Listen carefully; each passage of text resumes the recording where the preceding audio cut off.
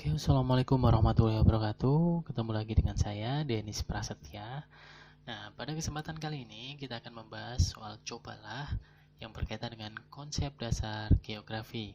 Nah, tentunya kalian masih ingat ya, konsep dasar geografi ada 10.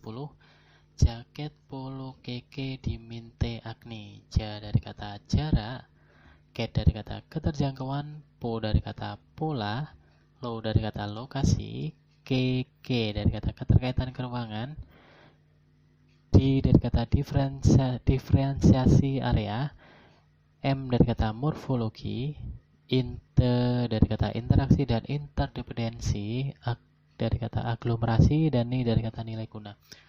Langsung saja kita bahas soal yang nomor 1. Nah, kota Solo dapat dijangkau dengan mudah dari kota Padang. Hal ini didukung keberadaan sarana angkutan umum dan jaringan jalan yang baik. Perlu diingat ketika kalian mengerjakan soal, silakan dianalisis terlebih dahulu, kemudian silakan cari kata kuncinya yang berkaitan dengan konsep dasar geografi ini. Nah, coba kata kunci yang soal yang pertama ini ada di mana sih? Oke, kata kuncinya ada di sini ternyata. Kota Solo dapat dijangkau dengan mudah. Nah, tentunya kalian masih ingat kan? Ada yang namanya konsep yang kedua. Konsep kedua itu yang berkaitan dengan apa? Konsep kedua itu adalah berkaitan dengan keterjangkauan. Keterjangkauan. Nah, keterjangkauan itu atau ada yang menyebutnya dengan konsep aksesibilitas. Apa yang disebut dengan aksesibilitas atau keterjangkauan? Sulit atau mudahnya suatu tempat untuk dijangkau. Nah, sekarang kota Solo mudah dijangkau atau tidak? Ternyata dapat dijangkau dengan mudah. Nah, berarti jawabannya yang di sini adalah berkaitan dengan konsep keterjangkauan atau aksesibilitas. Oke, kita geser soal yang berikutnya. Ini berkaitan dengan apa? Berkaitan dengan daerah kapur kecenderungan kesulitan dalam hal ketersediaan air. Oke, kata kuncinya di mana sih? Nah, kata kuncinya di sini. Daerah kapur sulit air atau dalam ketersediaan air. Jadi gini, saya jelaskan daerah kapur. Oke, daerah kapur atau daerah kars. Oke, kalau dalam geografi disebut daerah kars ya. Nah, daerah kapur atau kars ini sifat batuannya adalah permeabel. Apa itu permeabel? Jadi gini, permeabel itu adalah gampang meloloskan air atau mudah meloloskan air, sama aja.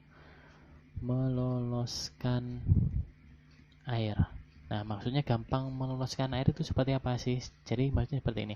Nah, di daerah kapur ini ketika terjadi hujan ataupun ada aliran air yang mengenai batuan kapur ini, airnya akan amblas atau langsung lolos ke bawah tanah karena sifat dari batuannya adalah permeabel. Makanya daerah kapur di daerah atas adalah kering, tapi perlu diingat di daerah kapur ada aliran sungai bawah tanah. Tentunya ketika kalian sudah menemukan aliran sungai bawah tanah itu, sumber air cukup melimpah. Nah, berarti ini berkaitan dengan konsep apa dong? Yang berkaitan dengan daerah kapur, kemudian sulit air. Berarti ini kan berkaitan dengan sebab akibat. Nah, yang konsep yang berkaitan dengan sebab akibat itu adalah berkaitan dengan konsep keterkaitan keruangan ya, atau KK ini. Oke, KK ini. Jadi maksudnya apa? Keterkaitan keruangan itu. Jadi ada konsep yang menunjukkan derajat keterkaitan antar wilayah. Nah, ada hubungan sebab akibat tadi. Ada sebabnya adalah daerah kapur permeabel, akibatnya apa? Daerah kapur adalah kekeringan atau sulit dalam hal ketersediaan air. Oke, itu yang konsep KK atau keterkaitan keruangan. Kita geser ke soal yang selanjutnya. Nah, jika beranjak dari kota Padang untuk menuju kota wisata Sawalunto membutuhkan waktu kurang lebih 3 jam di perjalanan dengan ongkos transportasi 20.000. Nah, coba kalian analisis di mana kata kuncinya. Ternyata kata kuncinya berada di sini. Membutuhkan waktu kurang lebih 3 jam di perjalanan dan ongkos transportasinya adalah 20.000 rupiah. Nah, ingat, kalian masih ingat dengan konsep jarak. Nah, konsep jarak nanti akan terbagi menjadi dua kan. Jarak, ada yang jarak absolut atau yang mutlak ya, mutlak. Ada juga jarak yang relatif. Oke, relatif, apa yang disebut dengan relatif nanti berkaitan dengan apa? Dengan rute, berkaitan dengan waktu, ataupun dengan biaya. Nah, jadi gini, membutuhkan waktu kurang lebih 3 jam perjalanan. Berarti berkaitan dengan yang mana? Membutuhkan waktu 3 jam perjalanan ini pasti berkaitan dengan ini, berkaitan dengan waktunya. Kemudian membutuhkan ongkos 20.000, berarti berkaitan dengan biaya. Nah, berarti konsepnya sudah jelas ya. Yang berkaitan dengan apa? Berkaitan dengan jarak. Nah, lebih spesifiknya adalah jarak yang relatif. Oke, cukup mudah ya. Kita geser ke soal yang selanjutnya. Keadaan topografi Kota Padang bervariasi. 49,48% luas wilayah daratan Kota Padang berada pada wilayah kemiringan lebih dari 40%. Dan 23,57% berada pada wilayah kemiringan landai. Oke. Sebelum menjawab soal ini, coba perlu digarisbawahi ya. Nah, di sini ada yang namanya topografi. Pasti yang disebut dengan topografi. Nah, ada juga yang namanya relief, teman-teman. Relief. Nah, apa yang disebut dengan relief? Nah, topografi adalah bentuk permukaan bumi. Permukaan bumi, atau ada yang menyebut tadi morfologi ya. Nah, sedangkan relief ini berkaitan dengan apa? Relief nanti berkaitan dengan tinggi rendahnya. Tinggi rendahnya permukaan bumi. Nah, contohnya gini. Kalian pernah belajar sejarah ya. Dalam sejarah kan ada relief. Nah, saya contohkan relief Candi Borobudur. Ketika kalian meraba relief Candi Borobudur, apa yang terjadi? Kalian akan merasakan ada yang timbul atau ada yang cekung, ada yang menonjol. Nah, itulah sama dengan geografi. Berarti relief berkaitan dengan tinggi rendahnya permukaan bumi. Nah, kemudian kata kuncinya di sini berarti sudah jelas ya, topografi atau berkaitan dengan kemiringan. Berarti konsep yang digunakan adalah konsep, jawabannya adalah iya, tepat sekali, morfologi atau bentuk permukaan bumi. Oke, cukup mudah ya. Coba kita geser ke soal yang selanjutnya. Oke, soal yang selanjutnya kita lihat. Kota kecenderungan menyediakan lapangan kerja dengan lebih beragam sehingga hal ini menjadi penarik terjadinya urbanisasi. Di sisi lain, desa sebagai penghasil pangan sangat dibutuhkan oleh kota untuk memasok sayur mayur. Oke, jadi gini, coba saya gambarkan ya, atau saya tuliskan terlebih dahulu. Urbanisasi. Apa sih yang disebut dengan urbanisasi? Urbanisasi adalah perpindahan penduduk dari desa ke kota. Nah, kemudian disebutkan lagi yang di desa ini dia memiliki atau memasok sayur mayur dan beras ke kota. Saya tulis di sini deh, sayur ataupun beras dikirim ke kota. Seret. Sedangkan ternyata kota memiliki lapangan kerja.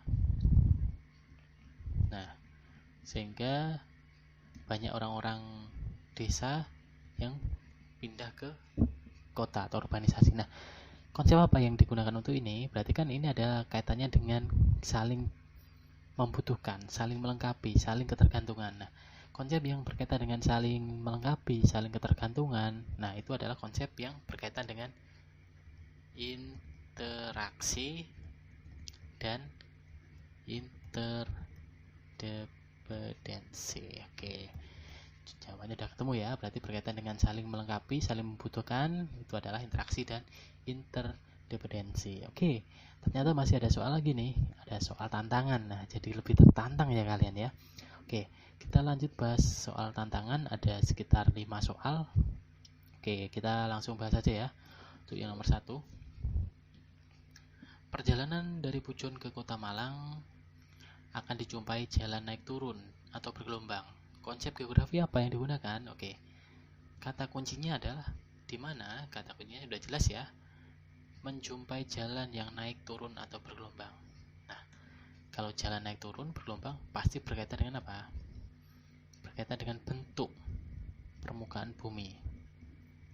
Oke, bentuk permukaan bumi. Berarti nanti jawabannya berkaitan dengan apa?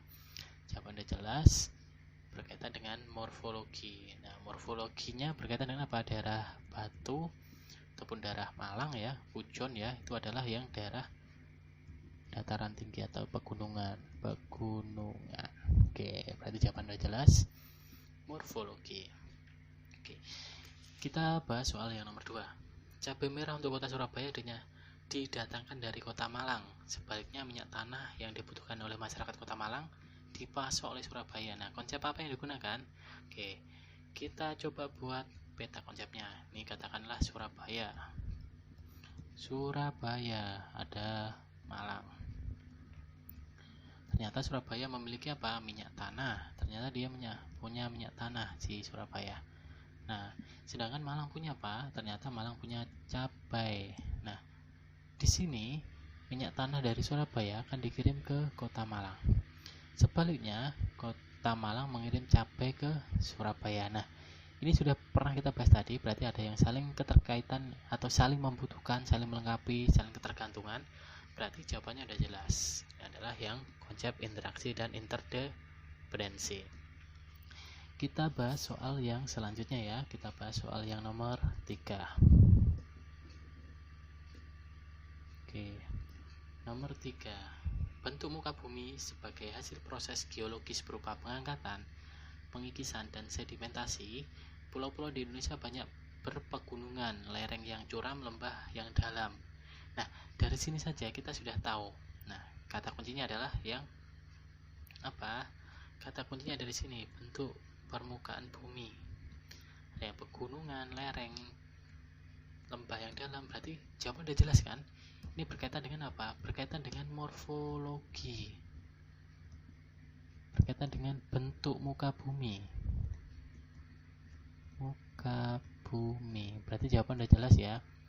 Jawabannya yang apa dong? Oke, jawabannya udah jelas, berarti berkaitan dengan morfologi. Berarti jawabannya adalah yang A. Kita bahas soal yang selanjutnya. Soal nomor 4. Oke. Daerah dataran banjir bagi orang yang lebih maju merupakan daerah yang rawan. Nah, dan kurang berguna sebagai tempat tinggal. Namun sebaliknya, bagi masyarakat tertentu, turun-temurun yang telah tinggal di daerah itu merupakan pilihan tempat tinggal yang cukup menyenangkan. Nah, jadi gini, kita lihat ya, ada dataran banjir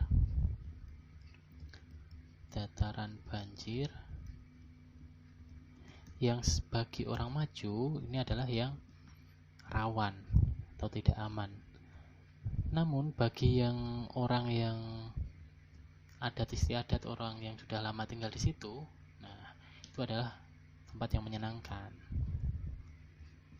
Nah, berarti kan ada satu tempat dataran banjir ini tapi memiliki fungsi yang berbeda. Yang satunya rawan, yang satunya menyenangkan. Berarti itu berkaitan dengan konsep apa dong? Nah, ingat, ada yang namanya konsep nilai kegunaan. Nah, nilai kegunaan itu apa? Yang berkaitan dengan suatu tempat dapat berbeda jika dilihat dari fungsinya. Jadi satu tempat ini memiliki fungsi yang berbeda bagi orang lain. Ada yang satu menganggapnya rawan, yang satu menyenangkan. Berarti jawabannya ada jelas ya. Nilai kegunaan. Berarti D. Kita bahas soal yang terakhir, nomor 5. Oke. Pengiriman surat suara dari suatu distrik suatu distrik di Provinsi Papua Barat dilakukan dengan menggunakan helikopter dan dilanjutkan berjalan kaki sejauh 30 km dengan medan yang sangat berat. Nah, dari sini saja kalian sudah tahu kata kuncinya. Kata kuncinya adalah di sini. Medan yang sangat berat, kemudian harus menggunakan helikopter dan berjalan kaki sejauh 30 km. Ayo, berarti jawabannya udah jelas. Itu berkaitan dengan apa? Oke. Berkaitan dengan keterjangkauan. Nah, berarti jawaban udah jelas ya. Keterjangkauan berarti yang C.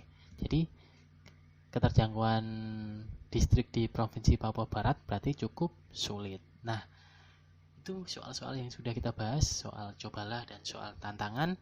Mungkin kalau ada pertanyaan bisa kalian tulis di komentar untuk kita bahas di pertemuan selanjutnya. Nah, mungkin cukup sekian ya dari saya. Mungkin kurang lebihnya mohon maaf. Saya akhiri. Wassalamualaikum warahmatullahi wabarakatuh dan